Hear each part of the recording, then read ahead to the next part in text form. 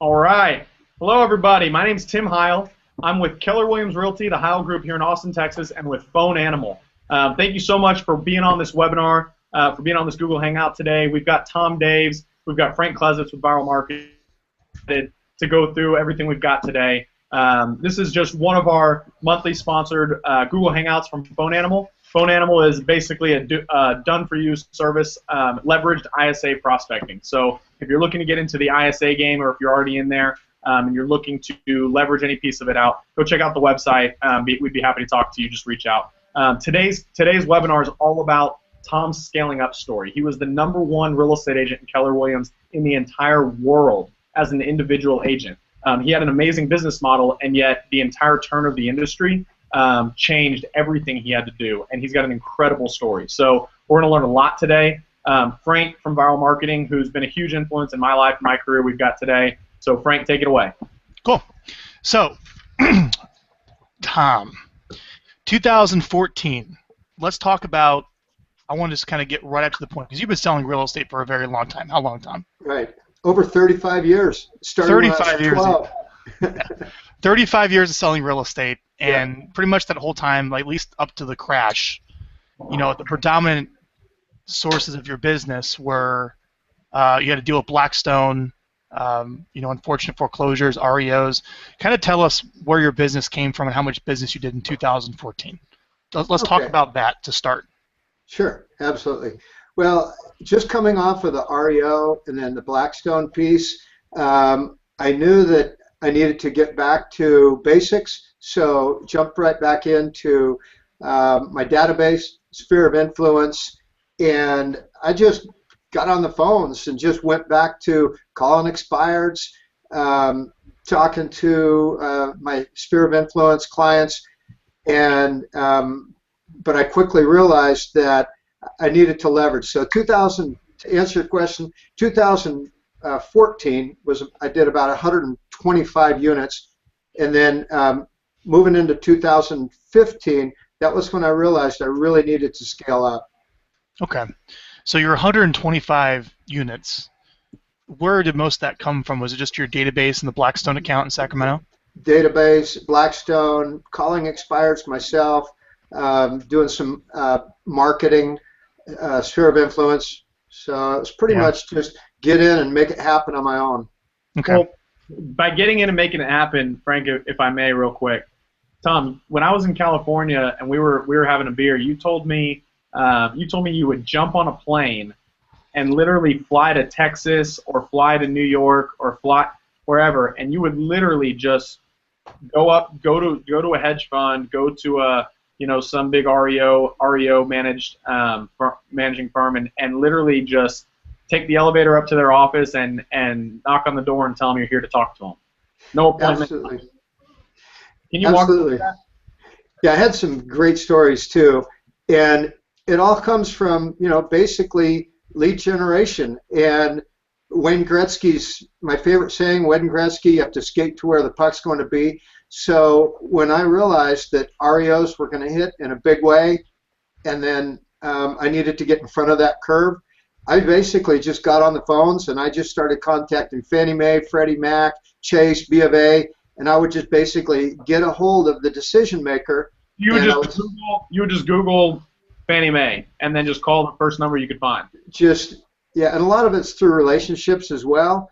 I would just basically find out who the key players were, and then I would just get them on the phone. I would just blow up their phone, whatever it took, to get a hold of them, and I would just call them up, and I would say, hey, I'm going to be in your area the next week, and I was wondering if I could just stop by and connect with you. And they're like, oh, well, if you're going to be in my area, and, well, yeah, I'm going to be in your area now. So I would just get on the plane. I would fly to Dallas, Denver, Atlanta, wherever I needed to be just to get in front of these guys. Went to Fannie Mae, and as I got there, I wanted to have kind of a splash, so I catered a full-on lunch for all of Fannie Mae. They were pretty surprised when we started carting in these chefs to serve them lunch. Wow. I remember I went to Freddie Mac once, and they said, well, gee, we need to assign some product in your market right away. How many can you handle? And I said, how many do you have? And they said, well, we have 56 properties we need to place. I said, okay, I'm here. So it was pretty fun. It was That is a pretty cool story. Those are the good stories, but I also, on the same token, I've gotten thrown out of quite a few spots as well. But it's all good, right? Did you ever fly somewhere and get thrown out when you somewhere outside of your market? Well, I remember when I went to Southern California, and I got down there, and there were a couple of smaller asset management companies. I won't really mention who they were, but tried to get in with a couple of them, and basically they shut me down right there at the front reception desk. Said, no, I appreciate you telling those stories, because even though it's not relevant specifically to what you've done to succeed in the last 12 or 18 months, it really is, because it just shows that you're that type of person. You have the tenacity, you have the resilience to go make it happen. He has the behavior. Yeah, you're the guy, right? Regardless of what it's going to take, you're going to go get it done. And as the markets evolve, you've just figured out, okay, well, now it's a new plan, and now we're going to go figure that out. And it's just super impressive. So thanks for sharing that. So let's go. Yeah. So let's go a little deeper on that transition. So you're doing 125 units, and how big was your team at that point in, say, the end of 2014? I had basically 2 admin and 3 buyer's agents, and it wasn't really a purposeful model. I was just basically pretty much a solo agent that was just getting all of the listings, and then I pretty much just hired buyer's agents just to handle the calls and handle the noise. I didn't want them, so here, come on board. Here's a split. Go ahead and start taking some calls. Here's your desk. Here's your phone. Good luck. You're on your own. So what happened? I mean, so you started dropping all kinds of money to scale up, and we're going to go into that in depth. But I want to hear about this transition. I mean, 125 units is not a bad living. That's a great living. But it wasn't for you. So tell us what changes had to take place and what snapped, like, say, all right, I want to double business every year for the next 2 or 3 years. It's a good question. I think part of it is because when you're used to closing, I mean, when I was dealing with REOs and with Blackstone, I was closing 400 or 500 units a year, and you just seem to reach this thermostat of a level of productivity, and you just become accustomed to that. And so I just felt that 125 wasn't enough. I know that I could achieve more than that, help more people, serve more people, build a team. And that was when I really wanted to start leveraging myself. I was pretty much burned out, calling the expireds, working my database. So that was when I realized I needed to leverage myself. I needed to build a team and start, marketing in a big way. That was when I started TV. That was when I started radio advertising. I connected with the Rate Group, radio, and then Boomtown, Phone Animal, Rocker Box, Zillow, Trulia, Viral, hooked up with you, Frank. I listened to a webinar that you hang out with you and Tim. I think it was probably about a year and a half ago, and I said, okay. That was like, I think that was me, Frank, and Sam, probably 2.5 years ago or something. Yeah. So I said, you know what? This is a great model. I want to do it. So I hired 3 ISAs, hired 16 buyer's agents, and good Lord, rock and roll. So we're going to go. Everyone got that. That's an insane amount of work. We're going to go into all that. But one thing I just want to share with Tim. Notice how he didn't say it was just to make more money or that wasn't the motivating factor. It was that I just wasn't being the best I could be at something. I wanted to get better. That's what I heard was the motivating reason to scale up. Plus, you're just overstressed and work too much. Exactly. Yeah, and a lot of times it's not about the money. No, it's great. I want to share that. And so now what I want to share with everyone is obviously you took on a lot of expenses. So I'm going to I wrote them down here, and for the audience, if they want to write these down to follow along the hangout here, let's go through each and every single thing that you brought on, starting pretty much, February of 2015? February, right. March? Right around first quarter of 2015. Correct. You start just layering it all on. All right? Yep. So you hired viral marketing. I'm going to get a calculator out. Hang on. hired viral marketing. That's $550 a month. That's us to get videos to your database. You started immediately with some radio, and how much did you initially start when you started with radio? $8,000 a month. $8,000 a month. Right. And is that just a live read, or is that an endorsement? What's the radio That's ad? an endorsement. That's a personal endorsement from the local celebrity radio station. $8,000 a month.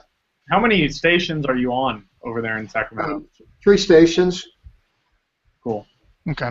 So you're on 3 stations. Are you doing prime time, like driving prime time? Yeah, prime time, early drive in the morning, mostly morning radio show. Morning radio shows. So the personality, the actual host, is the one doing a live read for you. And what's the messaging generally? What is it he or she saying? So basically, she's just sharing my track record, some testimonials. She'll drive out and meet some of my clients, and she's able to share the information. Of course, I'll pick the prime candidates, someone that has had their home listed on the market with another agent, and it didn't sell, and then we listed that home and we sold it in a very short period of time, and we got over list price. So it's kind of the Romeo and Juliet story. She starts off with a sad story. Bob and Jane couldn't sell their house. They had it listed with another broker. It didn't sell, but they contacted Tom Daves. He listed their home with his marketing strategy, got it sold, short period of time, over list price. So she quotes those, and as well as the guarantee sale program. So you do the guaranteed sale. Why don't you share that with everyone? What that offer is? I'll sell your home in X number of days, or I'll buy it. Sure. Yeah, absolutely. So basically, how we quote it is that I'll sit down with you and we'll agree upon a price and a time frame. And if that price and the time frame passes, then if the time frame passes, I'll go ahead and buy it for that price. So it's basically a 60-day period of time. And I've actually only bought one home, and everything else is sold within that time frame. But it's really helpful for people that may be buying another home, they're buying a new construction property, so they really like having that safety net, and it's usually somewhere between 80 to 85% of the appraised value is what I'll buy it for. Yep, but it guarantees a buyer. Guaranteed. Yep. So let's keep going through these different lead sources. So we had viral at 550, we had radio at 8,000. Then you jumped to TV later. Did you do TV in the first quarter? No, TV was later. Yep. Okay, we'll cover TV later. You got Boomtown, right? Yep, that's correct. So Boomtown, you got that for buyer and seller lead generation with a free home buyer report. That's about $3,000 a month with the platform and the ad spend. Is that correct? That's correct. Yep. Okay. Then we hired Phone Animal. Correct. How much is that? $2,500 a month. And what does that get you? Basically, that nurture leads, usually anywhere from 20 to, I've had as high as 50 nurture leads. So these are people that want to sell within the next year or so and put their home on the market. So we get all of their contact information, we get their time frame, their motivation, and any other details in regards to their timing and their move. So then from there, we take those properties and that information, and then we'll follow up rigorously. I mean, the fortune is definitely in the follow-up with everything. You've succeeded, Tom.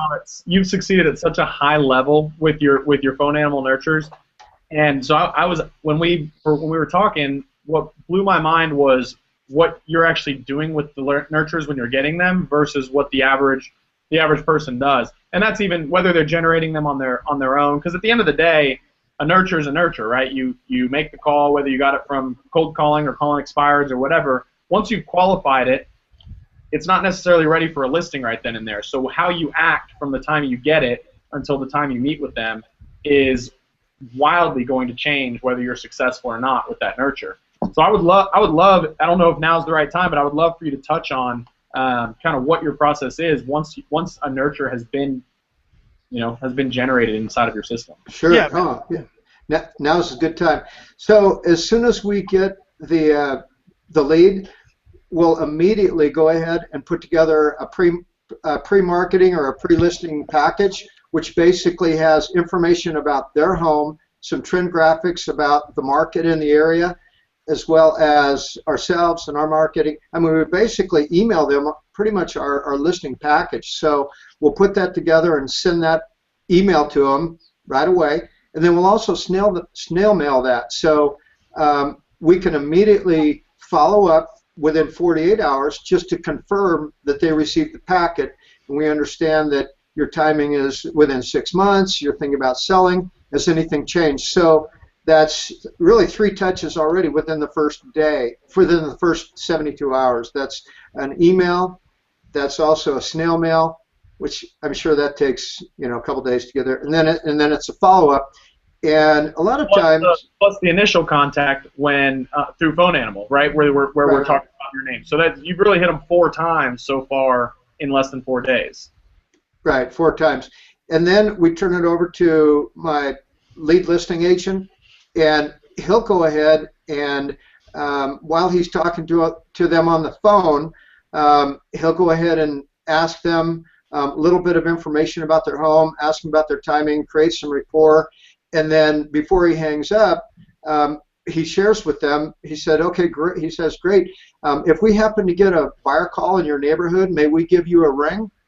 And sometimes they'll say, "Yeah, sure. Well, if you get a buyer call in my neighborhood, go ahead and give me a ring." So he'll say, "Well, just so I'm more familiar with your home, may I stop by sometime in the next week or so?"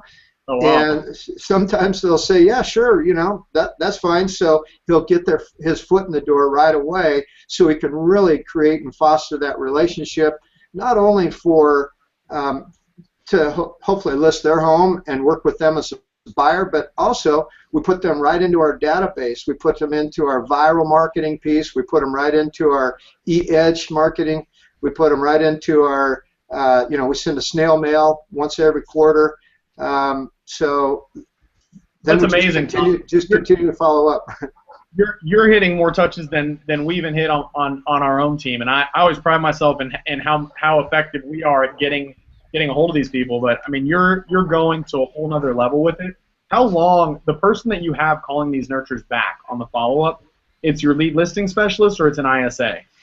We tried it both ways. We started off and we tried it with the ISAs, but they're just so busy with calling expireds, off markets, for sale buyers. They're generating new opportunities, right? New, right?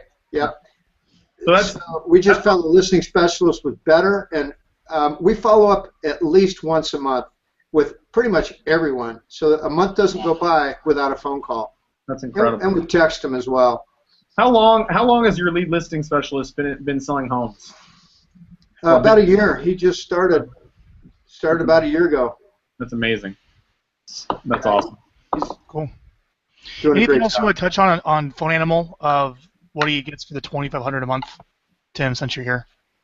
No. I think it's just, Tom's taking a ton of Phone Animal listings, but in reality, it doesn't really matter if it's coming from Phone Animal. If you've got your own internal ISA department, which we're going to talk about here in a little bit. You've got all these other lead sources. And I think it's just important to note, regardless of where it's coming from, how many listings, Tom, have you taken, say, this year or in the first quarter or what? Well, in the first quarter of this year, our goal was to do the Craig Rieger 90-90. We blew past that, and we hit 120 listings in the first quarter of the year. Unbelievable, man. Unbelievable. I just got back from Gary Keller's mastermind, and I don't know if there's 5 people in the entire company that are taking that many listings in the first quarter. I mean, it just blows my mind. Congratulations on that. Well, thank you. So let's keep going through his lead sources. So we had viral at 550, radio at 8,000, Boomtown at 3,000, and I'm getting to a whole point with this, with the capital he had to get this going, so we're leading somewhere. Phone Animal at 2,500, Trulia and Zillow. What were you spending a month on that? Or Realtor.com, Trulia, Portal Leads, 2,000. Okay. You got that. How much do you spend a year on mailers? You said you mail something quarterly. How much does that cost every quarter to send out? And how many people? Probably, yeah. It's usually about $1,000 per mailing. So it's $4,000, about $4,000 a year. What is it, a postcard? We send different things. For a while, I was just sending out, remember the Brian Buffini item of value? He would just basically, I would receive a really nice, glossy marketing piece that doesn't really necessarily talk about real estate. If it's spring, he talks about something coming up in the spring.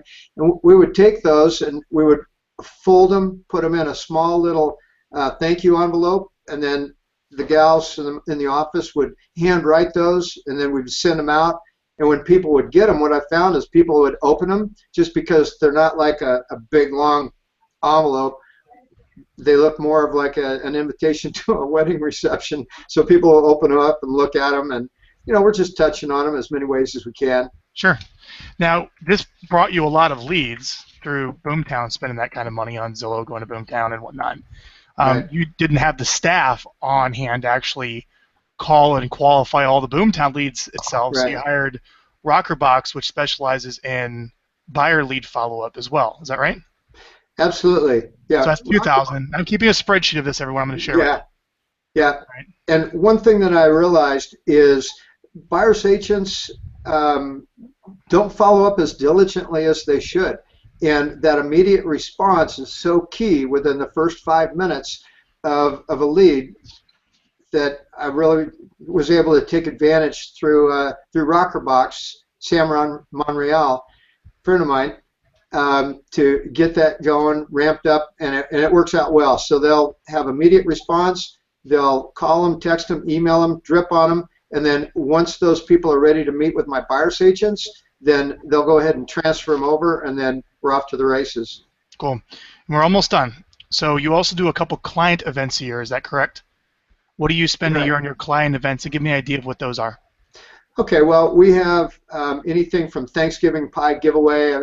You bought 100 Thanksgiving pies for $6-7 a piece.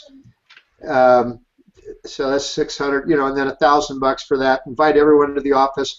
We have Christmas photos with Santa. It's probably $1,000 all in.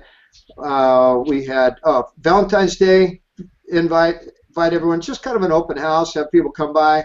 And then we had the Batman Superman. I rented the entire theater, 250 seats, and invited everyone to come to this event. But it's not about the event. It's about an excuse to call your clients. So I was on the phone calling my clients. My buyer's agents were calling them. I did one of those sly voicemail voice drops. I blasted out to about 3,600 people and invited everyone to come to the event. And just a great way to touch on people. So that's about $4,000 a year you spend on that, is that right? Right. Oh, and I did a couple of viral Batman videos too, dressed up like Batman, and I've seen those. If anyone wants to go to Tom's YouTube channel and see some of his videos he makes, those are pretty fun. So that's wait good. until you see my smoothie one coming. Your smoothie one coming up? It'll be healthy. So we're almost done. I want to give everyone an overview of all the lead sources. This is my intent here, to show you what was spent. And this is all at like one time. I'll show you kind of where you got the money to get that financed. And then finally, also, so with Viral, you're doing the 2 videos a month with us, but Right. also we have a little, not so much marketed, little other service, which is Facebook and YouTube advertising. You're spending Right. an additional $500 on Facebook and YouTube advertising with us, plus the ad spend. That's probably, what, another $1,500? Yeah, another 1,500. Okay, so I'm going to go ahead and share my screen here. All right, everyone. So let's take a look here. Viral, radio. Now, TV you didn't add till later. I think all in right now, you're in about, what, did you say $25,000 a month on radio Right. and TV? Yeah, right now, radio is 15 grand a month, and then TV is 10 grand. Hometown, Phone Animal, Yep. ZillowRealtor.com, $4,000 a year in mailers. Not $4,000 a month. I'm sorry. Annual. There we go. Is that right? $2,000 a month. Yep, that's all right. Events. That's $333. Viral advertising. The total is, what is that? $37,000. That's how you scale up right there, everyone. On top of Write a that, you also, check. On top of that, I left out your ISAs. Stroke of the pen, right? You read Four Disciplines of Execution. Yeah, well, you also brought on 3 ISAs at $2,500 each a month. Is that right? Right, yep. Okay, good Lord. So we got that. And then you also managed to recruit a total of 16 buyer's agents to your team, yep. which is either like he managed to do that because he's got the leads. You know, you recruit buyer agents successfully when you have the value to support them, right? Which Tom does. Correct. So I left out the ISAs. That's very important, all right? Because that does help with the lead generation, the qualification. So all said and done, your total expenses are sitting at about $44,000 a month you committed to over the course of last year, right? Right. That's incredible. Now, one thing I do want to share, I don't think a lot of people are in the position to be able just to all of a sudden take on $44,000 a month of expenses. So one of the things you told that you could share is that over the years of selling real estate, you built up quite a war chest to be able to scale up. And what was that amount, Tom? Built up a little bit of a nest egg, about $400,000 or $500,000. So $400,000 or $500,000 at the beginning of 2015. You said, I'm going to double down on a lot of that. If it didn't pay off, it'd be gone by the end of the year. Right, at $44,000. Paid off, you'd be out of money. Yeah. Yeah. But it paid off for you. So you took all of this on. Let's talk about how did you manage taking all of this on so quickly over the course of a few months? That's insane. It's remarkable. Well, basically it was from a lot of help from my coaching, my MAPS coach, also Sam Monreal is one of my coaches, and connect with others, at a high level with Tim, Gary Keller, the top 100 in Keller Williams, and hired some good talent, some good help. You network inside that rate group as well, I know, because some of my friends that are in that group have gotten to know you really well through that. Oh, that's right. Chris Waters, absolutely, with the rate group. So you remind me a lot of Chris, Tom, because Chris has literally pushed me outside of my comfort zone so many times by just watching his example. So he does two things really well. He's independent, right? So he's not with Keller Williams. So he's had to, where I've been fortunate to be around guys like Gary Keller and the top 100 group, just almost by default. Chris has had to go put himself in those places and find those people to push him, and he's done it. And he goes in those places, and he spends money that makes me uncomfortable. Like to say, just how we're talking about here. Like if you're watching this webinar and you hear those numbers and you feel uncomfortable, that's how I feel every time I talk to my friend Chris. I get uncomfortable, and then he tells me. Then all of a sudden I find out that he took 75 listings last month, and I want to fall off my chair, right? So I realize that you've got to constantly push yourself outside your comfort zone to take it to the next level, and you're just the prime example of doing that. Absolutely, and that's what it's all about, is meeting and connecting with others at a high level, because if we're, it's all about synergy and momentum. Yeah. Okay. So understanding, you had to hire too for many positions. What does your team look like now? Can you give us a brief overview of your team at this point? So went from you and two assistants and a couple buyers agents to now where are you at with your team? Sure. Okay. Well, I'm somewhat at the 6th level Keller Williams, which is basically I'm out of production, so I have a lead listing agent, and then he has a listing manager. I have a sales manager that basically runs the 16 buyers agents. I have 3 ISAs, and then I have 4 admin and TC. And then I have 1 field runner, because we're still doing a little bit of REO. So I have a field rep that's out taking photos and doing miscellaneous items for the REO accounts and some of the agents that are on my team. It's remarkable that you took on so many services and also were able to hire the right people. I mean, how did you scale up your hiring so quickly to handle all this? Or did that just come naturally with all the leads you had, at least for the agents? No, it was like I do everything else. Just go big, and just unfortunately I didn't have a bench to work from, so I immediately, of course I've been to the Recruit Select Keller Williams and somewhat used that model, but of course, your sphere, your influence, your other clients, your affiliates. Did Craigslist ads. I did a radio ad looking for some talent, which was kind of cool. Email, Facebook. So did a lot of marketing to build my team, and now I'm continuing to build the bench and build the team. What I learned from that is you just need to really have a cadence of recruiting and finding talent every single day, every single week, and so that's really helpful. Okay. So let's go into specifically with the vendors then, about the business that you're generating from each. Let's just start with Phone Animal. So this is the Phone Animal Hangout. How many listings did you take directly from Phone Animal year to date?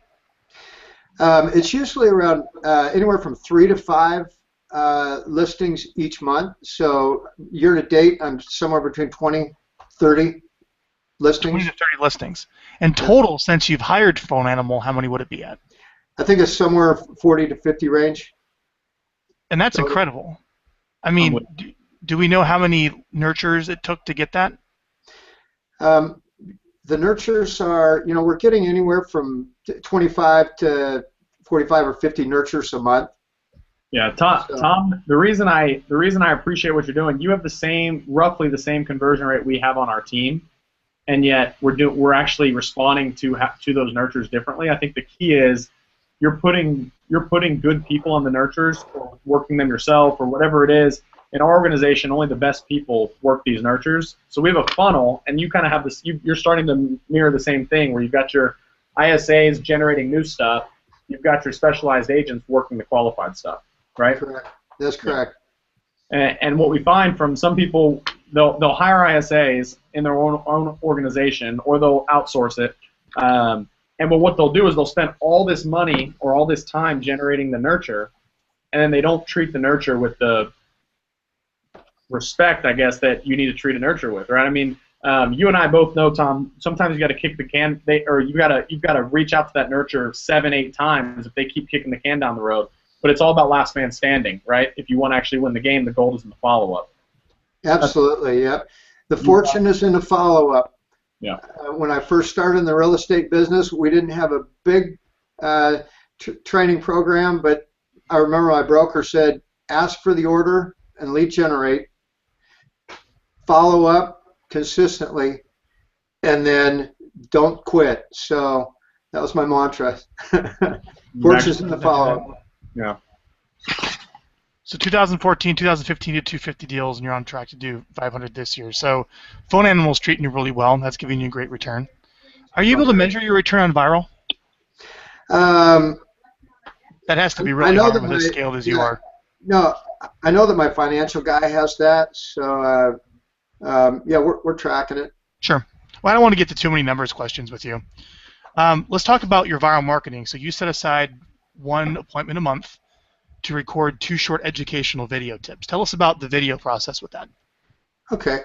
Well, when I first got started with you guys, you sent me my package with the mic, with the camera, and it was pretty simple to get things up and going. I'm not a big tech-savvy guy.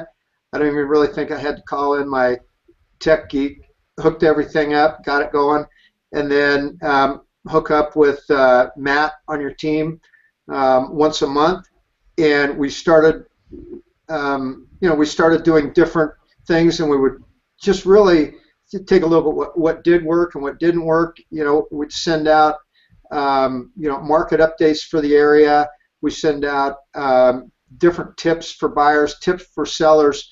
So one thing that I really like is you guys constantly send ideas for me to put something together really quick, because let's face it, we're busy, don't have time to write a script, put this whole thing together. So it's pretty simple. I just spend, quite frankly, I'm last minute. I wait until probably the last 15 minutes before it's time, and then I go ahead and put together the script, what I'm going to do, and then send that thing out. So yeah, it's going great. Plus, How many past clients do you have in your database at this point? How many past clients are in there? 3,000.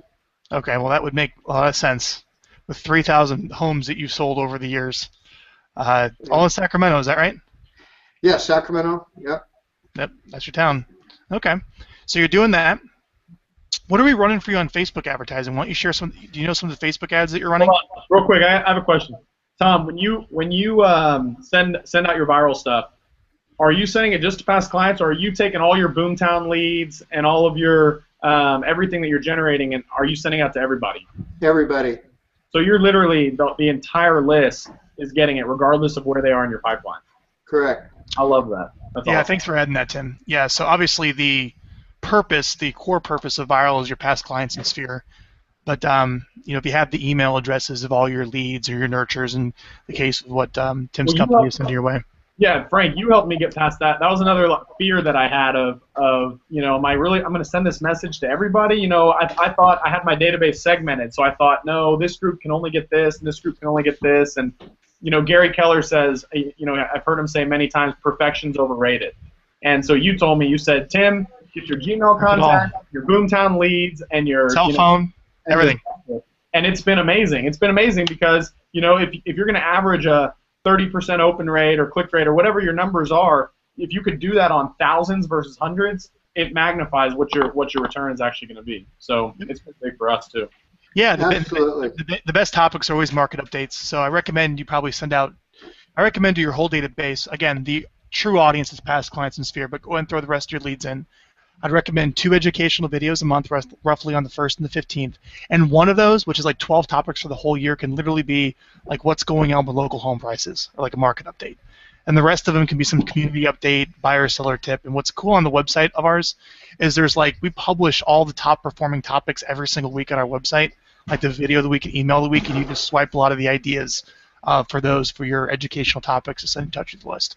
And then we give you, Tom, the names of all the people who watch those videos so your team can follow up and prioritize who is important in that list based upon who's clicking links in the emails. Are you guys calling those names? Yeah, we are. My ISAs are calling those the open clicks, and we're having some success with that as well. Tim, I'm glad that you used the word magnify, because one thing that viral does is it just magnifies what you're already doing. So in our market, for example, we're doing TV, we're doing radio, we're doing Facebook, we're doing, we have signage. I probably have about 60 signs in the ground right now. So we're all over, we're mailing to these folks, but it just magnifies what you're already doing. And a lot of times when I ask someone why they called or where they heard about me. Everywhere. A lot of times, yeah, they don't know. Well, was it TV or radio or we got a marketing piece? I'm not sure. So. Well, it's like Chris, my buddy. He says he's got billboards all over town, and I say, "What's your ROI on billboards?" And he's like, "I have no idea. Nobody calls me and says, hey, I saw your billboard." So at the end of the day, what he says is it's magnifying his radio ads and everything else. So yeah, with viral, it's the same thing. Where I was at Chewy's, a restaurant here in Austin, the other day, and some person I don't even know who's apparently in my database came up to me, and he's apparently the dad of my high school friend's girlfriend or something. Somehow he got in my database, and he came up, felt like he knew me enough to come and talk to me and ask me how real estate's going, because he gets my videos all the time. So he felt, even though I didn't really know him that well or whatever, he felt like he knew me really well. So it's just one of those things that just capitalizes on everything else you're doing. Cool. And we actually had a walk-in this morning. Guy walked in, he wanted to list his property, and same thing, he's on our list, so it's pretty cool. Well, I appreciate it, guys. Thank you so much for the good words. Let's move on to Facebook. So you're doing some Facebook marketing, considerable amount of that, right? I think everyone understands Zillow and Trulia leads. Those come in, you follow up with them, they go in your database. We get that. What are we running on Facebook? You're spending this money on Facebook. What are the ads that are being run? Are you running like a free home value report ad? Are you running recruiting ads? Tell us about that. So it's mostly towards seller leads. So what we've done is we've identified a few of those properties that we've just recently sold in a short period of time for over the list price.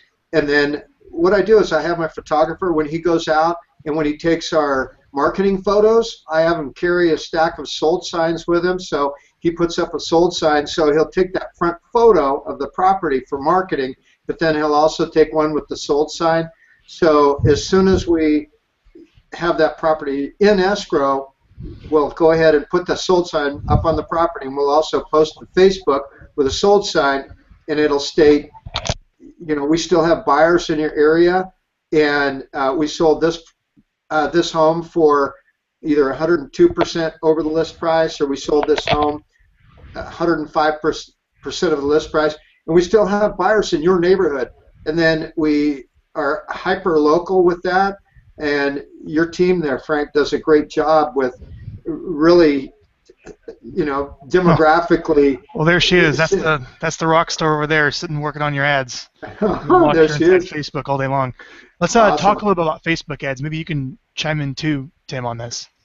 But the campaigns that we see the strongest are. So one of the ones that Tom and I have been able to do recently, we talked about this, taking our seller leads, our nurtures that we've generated from ISAs and from, even if you got it from Boomtown, Seller Suite, or whatever it is, taking those seller addresses and names and populating them to Google Maps. And then once they're on Google Maps, you basically create a URL where you can have that populate, and you've now got a website of off-market properties. And so Tom and I have both been able to advertise, That's cool. a large list of off-market properties to help, and target that to buyers on social media. It's worked phenomenally. That's wonderful. Yeah, so some of the ones that we're seeing the best is just listed. It's like when you have a listing, you put up pictures of the property and you market it to maybe homeowners 1 or 2 miles around the house, driving back to your buyer site. That generates registrations. Tom, what you talked about is like just solds. Take a picture of the just sold property, and then you market that I just sold this property, what price, to the neighbors around the area, really inexpensive, and you either offer them, get their own free value report, what their home is worth, or a free consultation, right? The other ones that we see really good is remarketing all your website traffic. So let's say someone visits one of your websites.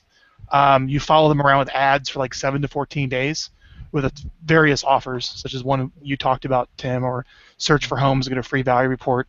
And then the big one in the industry that everyone loves is just find out what your home is worth, click here.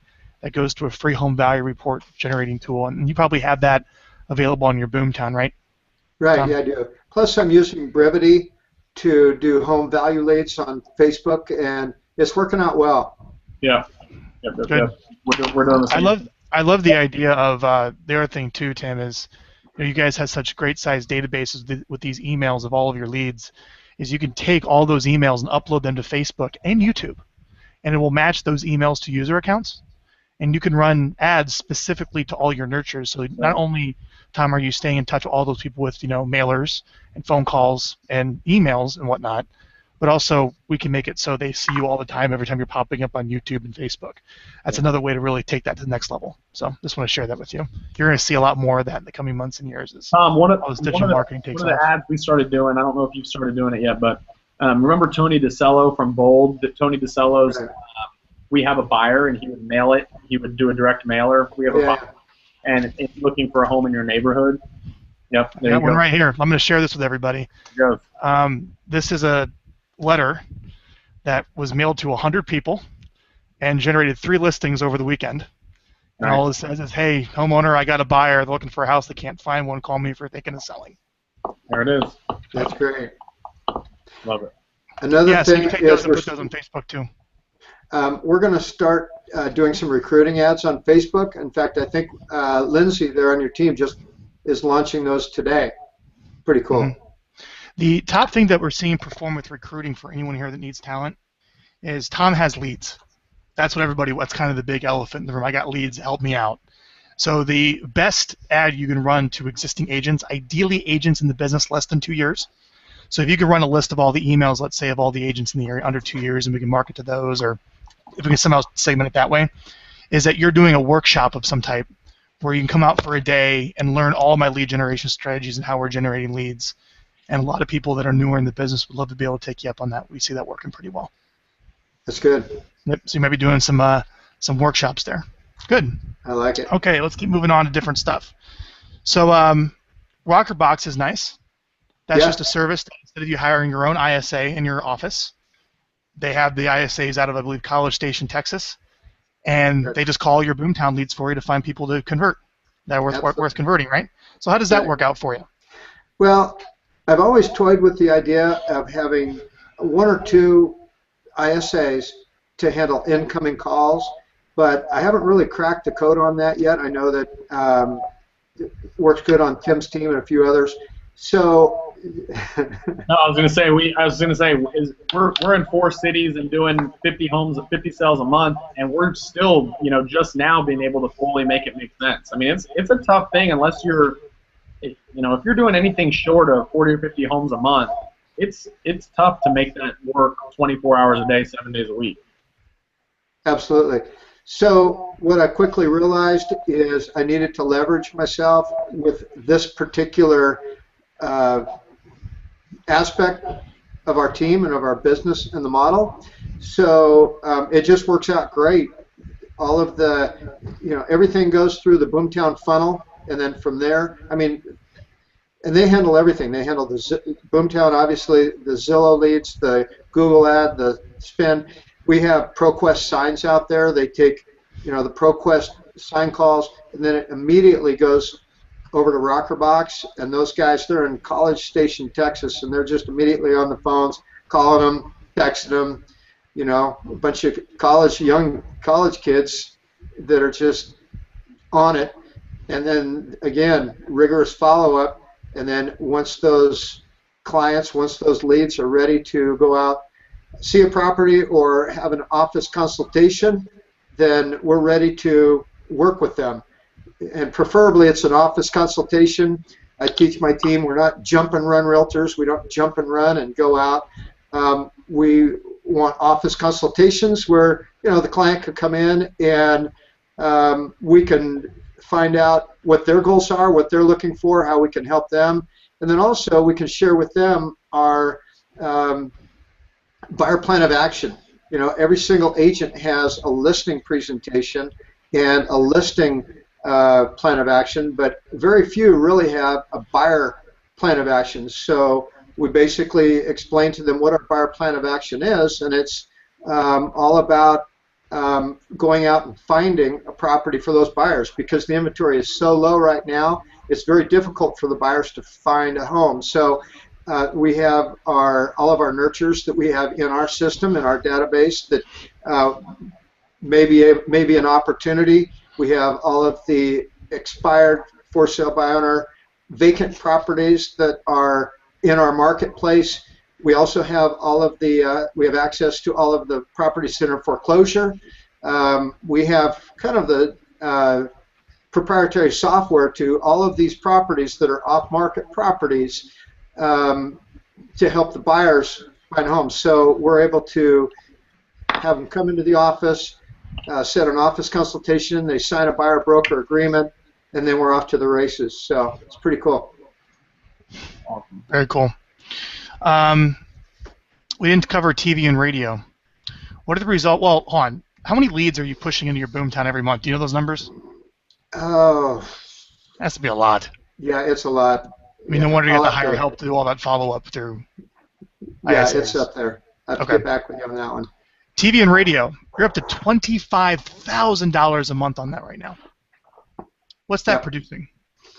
We're listing usually about 10 to 12 properties each month from the TV and radio. And it's really difficult to identify whether they're calling from the radio or the TV. For the radio, I have a local celebrity, and then for TV, connected with, of course, the Rate Group and Barbara Corcoran, which from Shark Tank, and that's just huge. I mean, literally everybody knows Barbara Corcoran. They have Shark Tank, and when they call, it's basically a come list me. They're like, oh wow, that's great, and I take those calls myself on my cell phone. Let's face it, it's a lot of money, $25,000 a month. I want to know exactly the calls, and I want to talk to those clients and set that appointment for my listing agent. When I was going out on listing appointments, they're really impressed. They think that you're like a rock star. one gal answered the door, and she said, "Honey, Tom Daves is in the house." So it was kind of cool. So you can basically, the list price is not really a conversation. You're the expert. You're the local expert, and they're going to basically really take your advice and your recommendation. Plus, another thing with, again, I'll give a plug for Ray and Matt Wagner and my colleagues. We have these masterminds that are phenomenal when we meet and connect and share ideas, what's happening across the country. So, plus, a lot of referrals. So, leverage everything across the board. Right? Yeah, I watched you. If you're watching this on the Google Plus page, if you go down a couple of comments, there's a YouTube video I posted of a little quick office tour of someone walking through your office with a cell phone, and they happened to catch you right on the phone with an expired listing that picked up that you were prospecting, right? Yeah. And they asked you a question. What are you going to do differently than my last agent? I think all you said was like, Barbara Corcoran or something. They said, oh, really? Okay. That was pretty much what you mentioned on the phone. They gave you the appointment. Yeah, absolutely. Well, we have to differentiate ourselves in this business because, let's face it, there are so many real estate agents. There's probably every other person in the United States has a real estate license. So you have to differentiate yourself.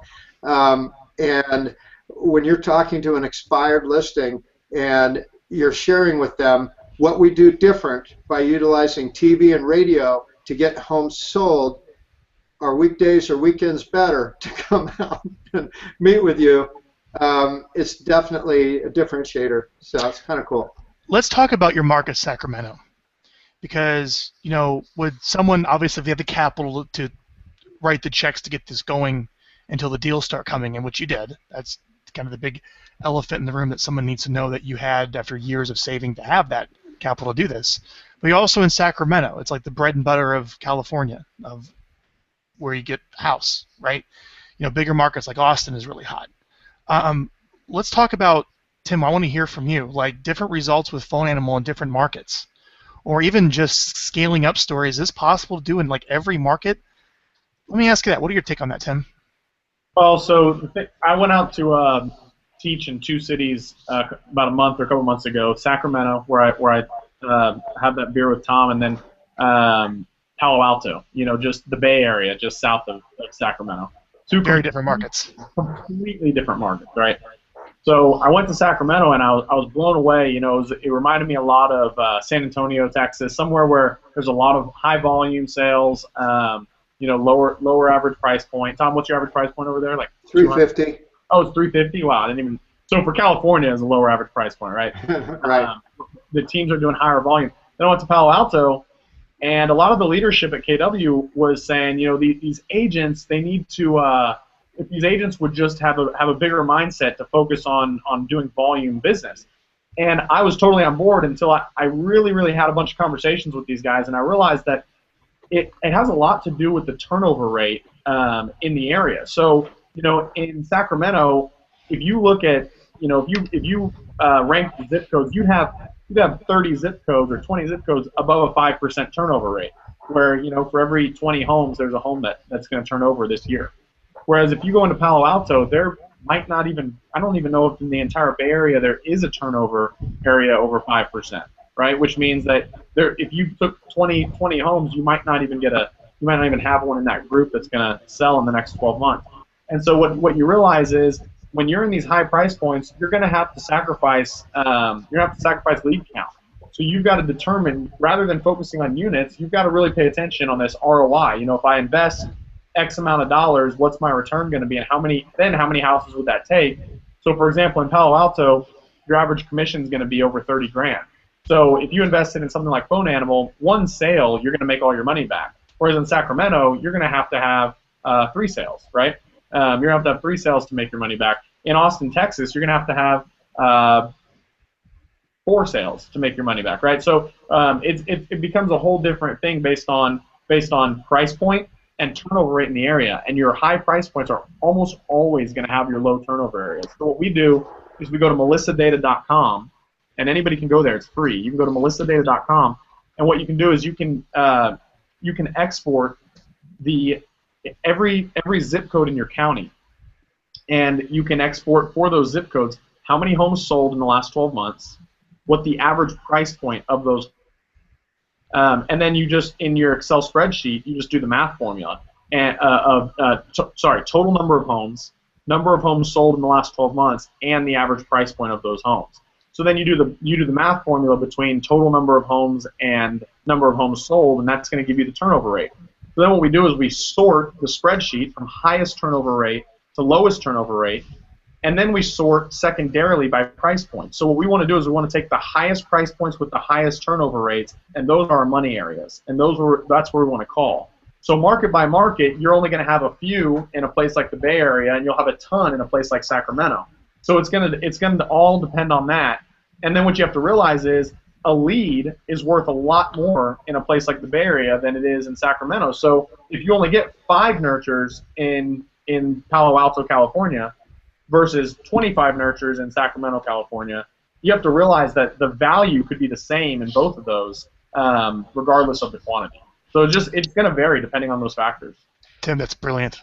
You know, one thing real quick is, for my inside ISAs, they're constantly asking me, hey, Tom, did you get the updated report from Phone Animal on the turnover rate? We want to call those areas. I mean, we're constantly, we're using your stats and your figures. You're definitely a pro. If anybody's watching this and you just want, I mean, we pull them day in and day out. So it took me like a week to figure out how to actually do this. So if you just want to know, if you just want a sheet of your turnover areas, I'm happy to have somebody send that over. So just reach out to us.